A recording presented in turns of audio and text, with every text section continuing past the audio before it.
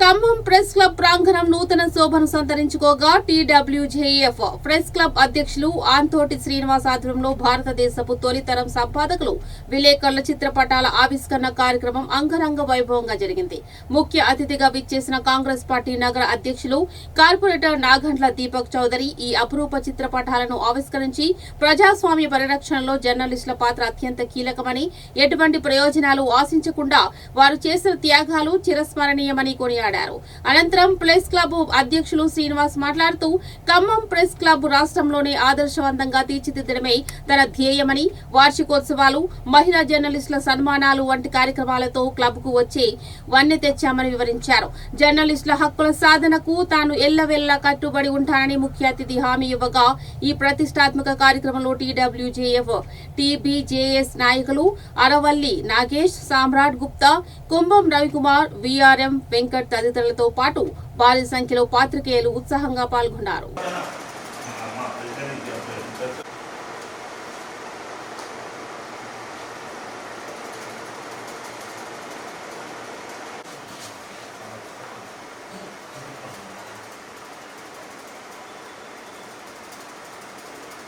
ఏర్పాటు చేసి మరి వాళ్ళకి వీళ్ళకి మీటింగ్ ఏర్పాటు చేయడం జరిగింది. మీరు అన్నట్టు ఒక కమలనాథరావు గారు కూడా దానికి ఆ రోజు సానుకూలంగా స్పందించారు. మరి పని ఎంత వరకు వచ్చిందన్నది నాకు తెలియదు. మీరు అన్నట్టు ముగ్గురు మంత్రులతో కూడా రిప్రజెంటేషన్ చేయడానికి మీరు కోరినట్టయితే మీతో పాటు వచ్చి మా ఉప ముఖ్యమంత్రి బట్టి విక్రమార్క గారి దగ్గరికైనా, మా శ్రీనివాస్ రెడ్డి గారి దగ్గరికైనా, మా నియోజకవర్గ అభివృద్ధి ప్రదాత శ్రీ తుమ్మల నాగేశ్వరరావు గారి దగ్గరికైనా వచ్చి మీ సమస్యలు విన్నవించడానికి నేను ముందుంటా. దాంట్లో మా పార్టీ కదా నేను వస్తే ఏదన్నా ఇబ్బందులు వస్తాయని నేను అసలు ఎటువంటి సంకోచం లేకుండా మీ తరఫున వచ్చి అడగటానికి చూస్తా. నేను ఇందులో చాలా చిన్నవాడిని కాబట్టి నా ప్రయత్నంగా మీకు ఏదున్నా కూడా నేను ముందుంటాను. నాకు ఈ సందర్భంగా మీకు తెలియజేసుకుంటూ నాకు ఈ అవకాశం ఇచ్చిన అందరికీ ధన్యవాదాలు. Thank you.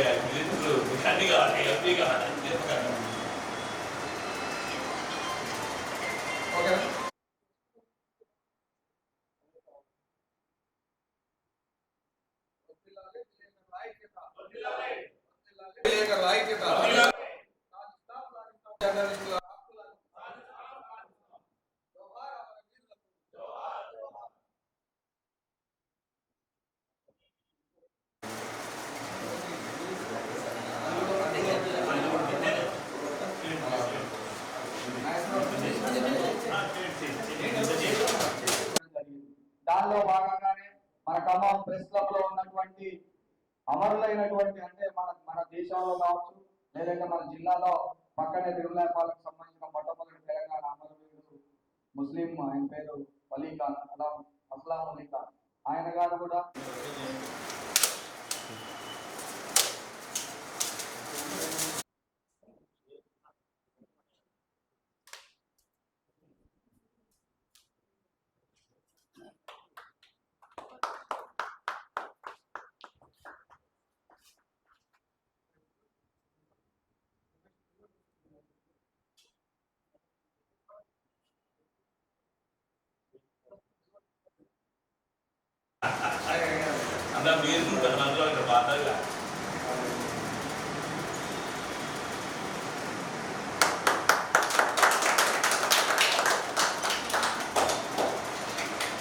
ప్రజాపాలన ఇందిరమ్మ రాజ్యం అని రేవంత్ రెడ్డి గారు ఈ విధంగా చెప్పి వచ్చారు.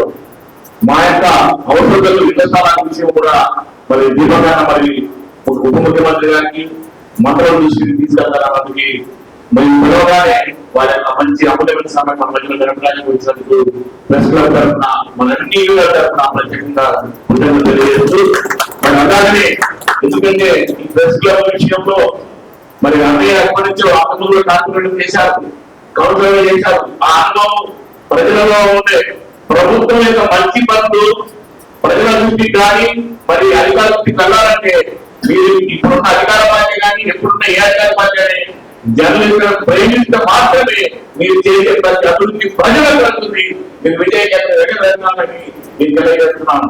ఎందుకంటే ఎన్నో గొప్ప కార్యాలు చేస్తున్న కార్యక్రమాలు ఇస్తున్నారు. మరి విషయాలనే కానీ, మరి సిలిండర్ విషయమే కానీ, మరి రైతు బంధువులే కానీ, ఇట్లాంటి ప్రజల నుంచి వెళ్ళాలంటే జర్నలిస్టులు మీరు ఎప్పుడైతే ప్రేమిస్తారో, వారి అవసరం కనీసం తీరుస్తారో, ఈ యొక్క జర్నలిస్టులు కృతజ్ఞతగా మీరు చేసే ప్రతి కార్యక్రమాన్ని ప్రజల నుంచి తీసుకెళ్తారు. ప్రజలు మీకు విజయం లేకుంటుంది, ప్రజలు మీరు చేసే మంచి పనులు గుర్తుంటాయని చెప్పి తెలియజేస్తూ మరొకసారి దీపకానికి కృతజ్ఞతలు పూజిస్తున్నాను. నా ఇంటి దగ్గర చిన్న బ్రేక్ఫాస్ట్ ఏర్పాటు చేసి మరి వాళ్ళకి వీళ్ళకి మీటింగ్ ఏర్పాటు చేయడం జరిగింది. మీరు అన్నట్టు ఒక కొమ్మలనాగేశ్వరరావు గారు కూడా దానికి ఆ రోజు సానుకూలంగా స్పందించారు.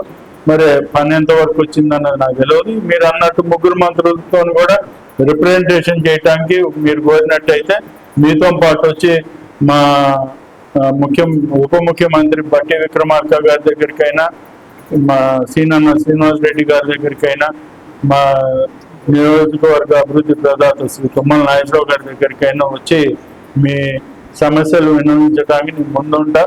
దాంట్లో మా పార్టీ కదా నేను వస్తే ఏదన్నా ఇబ్బందులు వస్తాయని నేను అసలు ఎటువంటి సంకోచం లేకుండా మీ తరఫున వచ్చి అడగటానికి చూస్తా. నేను ఇందులో చాలా చిన్నవాడిని కాబట్టి నా ప్రయత్నంగా మీకు ఏదన్నా కూడా నేను ముందుంటాను. నాకు ఈ సందర్భంగా మీకు తెలియజేసుకుంటూ నాకు ఈ అవకాశం ఇచ్చిన అందరికీ ధన్యవాదాలు. మరి అదేవిధంగా మరి ఈ ప్రెస్ క్లబ్ ప్రారంభించడానికి మోత్కూరు వెంకటేశ్వరరావు గారు నిజంగా మరి వారు చేసిన నిస్వార్థమైన సేవ, మరి నిస్వార్థమైన మరి పోరాటం వల్ల ఈ ప్రెస్ క్లబ్ తిరిగి ప్రారంభమై మరి ఎంతో మంది అభాగ్యులు, మరి ఎంతో మంది ఇబ్బందులు ఉన్నవారు కూడా ఈ ప్రెస్ క్లబ్కి వస్తే న్యాయం జరుగుద్ది మరి అని వచ్చిన వారికి చాలా మందికి కూడా న్యాయం జరిగింది. ఇందులో ప్రెస్ కాన్ఫరెన్స్ నిర్వహించి మరి నలుగురికి తెలియజేయటంలో ఇక్కడ ఉన్న ప్రెస్ సోదరులందరూ మరి వారి మీడియా ద్వారా వెలుగులోకి తీసుకురావటం, మరి ఆ విధంగా అధికారులు కానీ మరి ప్రభుత్వం కానీ స్పందించి చర్యలు తీసుకోవటం వల్ల వాళ్ళకి న్యాయం జరిగింది. మరి అటువంటి ప్రెస్ సోదరులు నాకు మొదటి నుంచి ప్రెస్ మిత్రులతోనే దగ్గర సంబంధాలు ఉండేవి. మరి రాజకీయాల్లో వాళ్ళు నా ప్రెస్ ఈరోజు నా న్యూస్ కవర్ చేస్తేనే వాళ్ళు మిత్రులు అని కాదు, గతంలో వాళ్ళు నా న్యూస్ ఏది కవర్ చేయని వారు కూడా చాలా మంది మిత్రులు ఉండేవారు ఇక్కడ. దాంట్లో భాగంగా ఇక్కడ ఎక్కువ కలుసుకునేదాన్ని కూడా ఇందాక గుర్తు చేసుకోవడం జరిగింది. మరి వాళ్ళ జీవన శైలి కూడా ఇందాక కొంతమంది చెప్పారు. నాకు తెలిసి 1-2 ప్రెస్ మన ప్రింట్ మీడియా 1-2-3 ఇట్లా తప్పితే ఎవరు శాలరీస్ ఇచ్చే పరిస్థితి ఉండదు. మరి వాళ్ళు ఏదున్నా కూడా నిస్వార్థంగా పనిచేయటమే.